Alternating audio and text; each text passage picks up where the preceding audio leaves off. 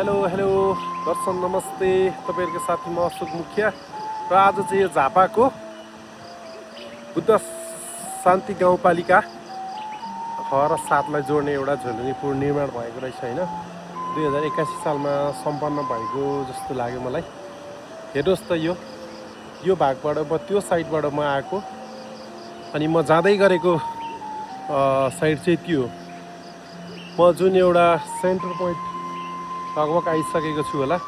एकदमै लामो रहेछ यो पनि पुल। ल साथीहरू चाहिँ अब हामी फाइनल रूपमा पारी चलिरहेका छौँ। हेर्नुहोस् एकदमै लामो 477 मिटर मात्रै लामो रहेछ। यो माथिल्लो साइड चाहिँ हेर्नुहोस् यस्तो ठाउँ रहेछ अनि त्यसको यो तल्लो भाग चाहिँ यस्तो रहेछ। त्यो बिचमा चाहिँ सानै रहेछ खोला चाहिँ होइन।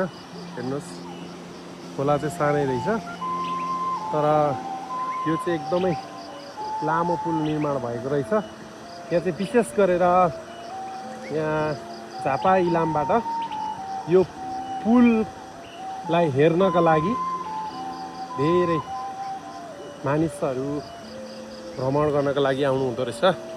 त्यसैले आज हामी पनि यस पुल भ्रमणका लागि आइपुगेका छौँ र एकदमै राम्रो रहेछ, रमाइलो रहेछ। धेरैजना हजुर भाइ बहिनीहरूले चाहिँ फोटो खिच्ने होइन भिडियो बनाउने त्यस्तै रहेछ। कहीँ कसैले त भन्दै हुनुहुन्थ्यो यो भाइरल पुल अरे। म यो भाइरल पुलमा आइपुग्नु पाउँदाखेरि एकदमै खुसी लाग्यो। म जुन यो मेरो पछाडिको म देखाउँदैछु यो तपाईँहरूलाई यो पछाडिको भागबाट अहिले आएको। म यो जुन यो अगाडि म जाँदैछु यो पारि नेपालको झन्डा राखिएको रहेछ। यो नेपालको झन्डा भएकोमा म पुगेर तपाईँलाई म यो पुलको एउटा लम्बाइ देखाउनेछु।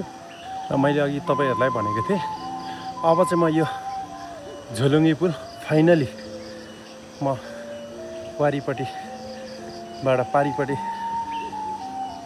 तरिसकेको छु। त्यहाँ चाहिँ नेपालको झन्डा रहेछ। एउटा सम्झनाको लागि एउटा मैले छोटो भिडियो बनाएको छु। हेर्नुहोस् फाइनली मैले तपाईँहरूलाई यो भिडियो तपाईँहरू समक्ष मैले देखाउन गइरहेको छु र यो भिडियो हेरेर तपाईँहरू को पुग्नु भएको छ कमेन्ट गर्नु सबैजनाले नभुल्नु होला है त।